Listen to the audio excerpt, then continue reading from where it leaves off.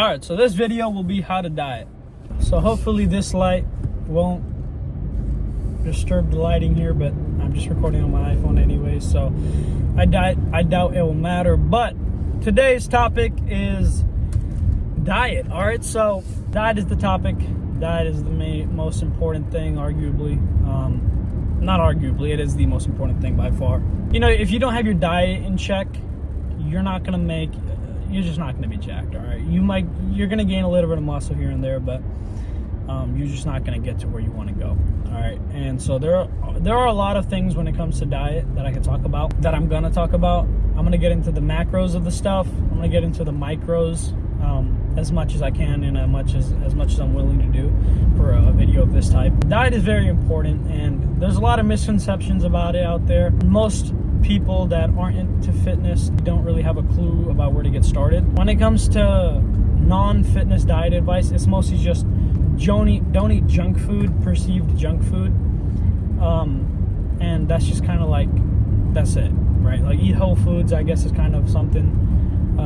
You know, don't eat processed foods. That's really it. When it comes to diet, there are several layers, including diet for bodybuilding and diet for health, right? Now, there is a middle ground, which I will also talk about, but when it comes to diet for health, that is a pretty drastic difference compared to the diet for bodybuilding. When it comes to bodybuilding, unless you want to focus on full longevity, or unless you want to focus on getting really lean, macros is pretty much what you have to look at, right? There's nothing except for macros. And what I mean by macros is looking at your fats, carbohydrates, proteins, and overall calories.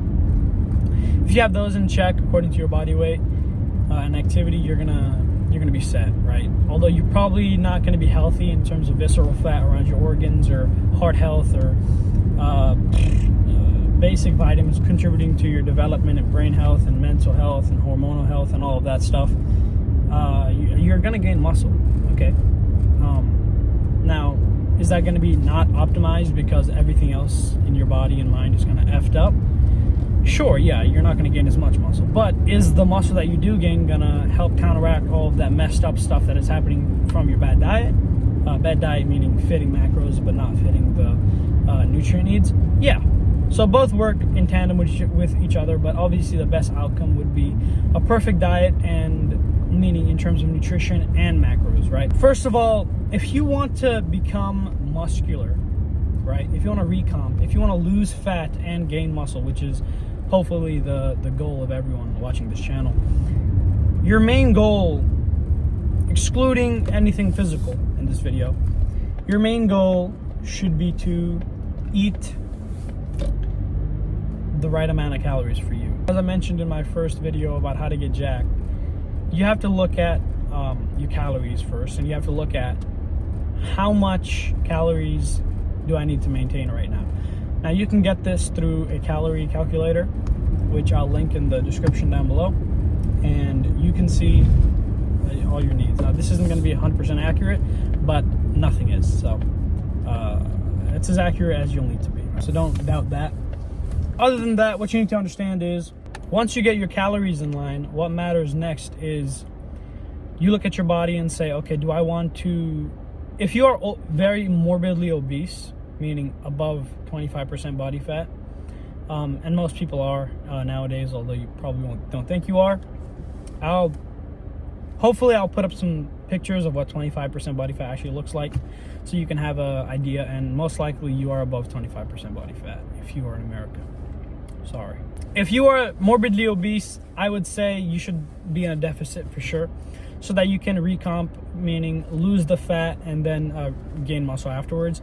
If you're severely anorexic or skinny, then increase your calories by 200 to 500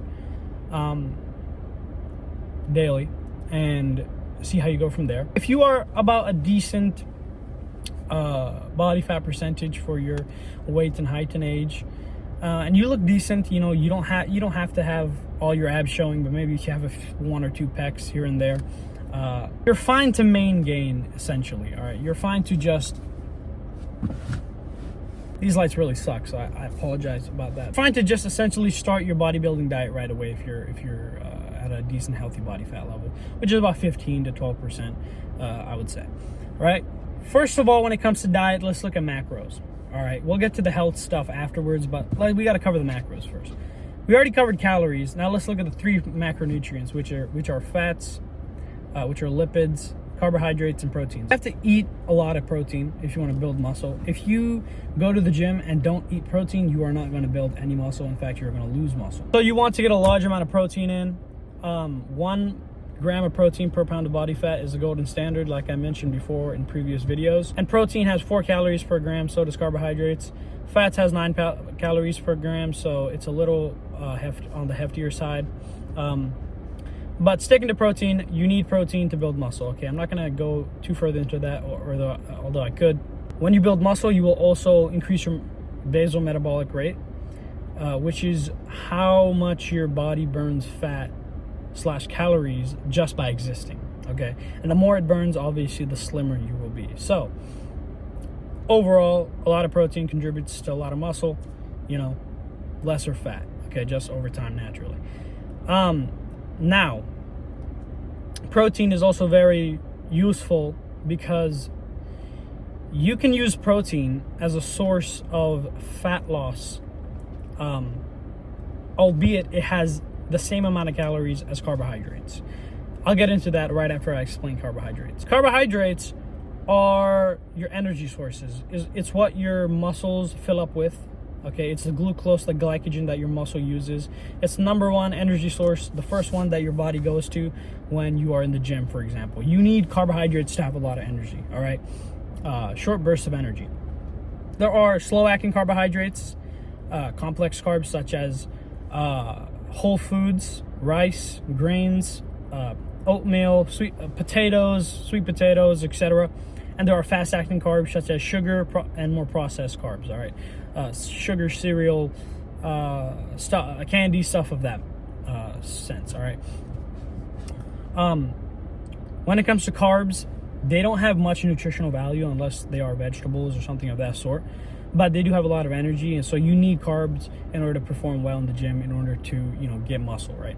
So you need a decent amount of carbs. Now, don't be too scared of carbs, I'd say, if you're looking at a bodybuilding approach, which is not prioritizing health.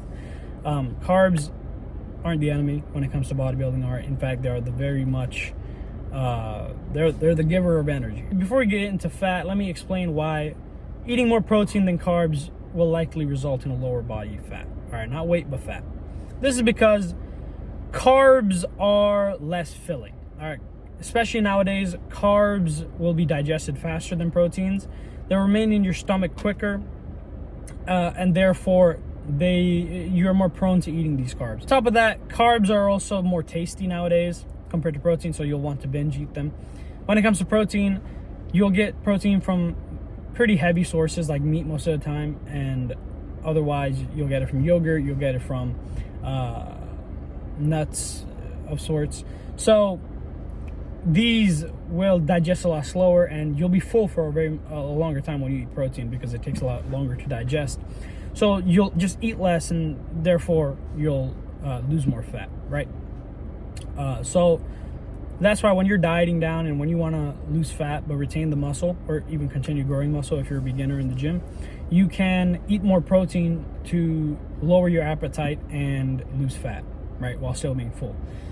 Now, obviously, when it comes to carbs, you can substitute highly processed, fast-acting carbs like candy or sugar that are very easily bingeable with whole carbs like heavy stuff, sweet potatoes in general, not French fries, but actual boiled potatoes and stuff of that matter, rice, oats, right, like I mentioned before, these types of things. Let's move on to fat. When it comes to fat, people think, I should just remove fat on my diet. Fat will make me fat. That's what you think, right? But that's not the case. It's called fat, but that doesn't mean it'll make you fat, okay? Fat is arguably the most important out of the 3, and this is because fat is what regulates and creates your hormones: testosterone, estrogen, and all your other hormones. All right, it's from fat. Fat is what you need for hormones, okay? Good hormones. Fat is very good for long-term energy.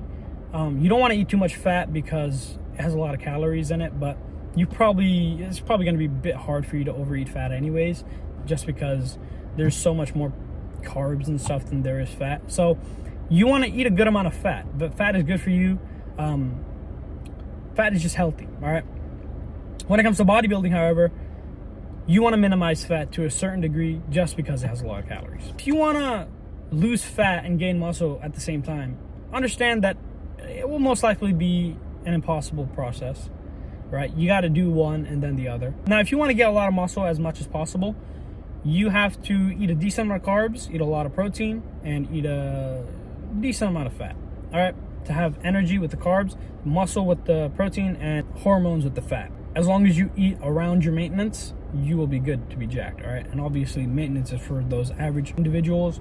If you're fat or skinny, adjust, right, to your calorie needs. So when it comes to nutritional eating, there are a lot of dilemmas out there. There are a lot of myths and whatever out there. And even until today, there isn't really a fine line between healthy and unhealthy. But what you have to understand is you don't want to eat very processed foods. Now, obviously, that is also another hated word out there, because processed just means simply you do something to the whole food to not make it how it was in its natural state. So when you get a corn from the cob, that is unprocessed, but when you rip it out of its sheddings, it's going to be a little processed right there. Or for example, if you peel a potato, it's going to be processed already. So don't over obsess like a retard. All right, when I say processed, I obviously don't mean that. When I say processed, I mean foods. When you look at the back and the label, there are more ingredients than just that one. All right, so the best way to tell how processed a food is how many other shit does it have in it, right? If it has salt, oil, and the food, it's not that processed. It's not processed at all, pretty much. But if it has xanthan gum, tetrachloride, megasloride, monosodium glutamide, don't eat that shit. Processed foods are just bad for you. I'm not gonna go into it too much, but just understand that when things are processed, there are other things added into them, and these things minimize the nutritional value a lot of the time. And these things also have other negative outcomes that you don't want when consuming them. All right, so processed foods are not good for health. Whole foods are what your body should be ingesting. Okay, for maximum health, high fat diet, high cholesterol, a large amount of protein, and all your vitamins and nutrients is what's going to get you the best results in terms of health. That's it. That is very, very difficult. You know, I think everyone can vouch for that. But it is very simple. All right, so it's an easy concept, but hard to put into practice. Okay, so I hope you learned something. Yeah, peace out.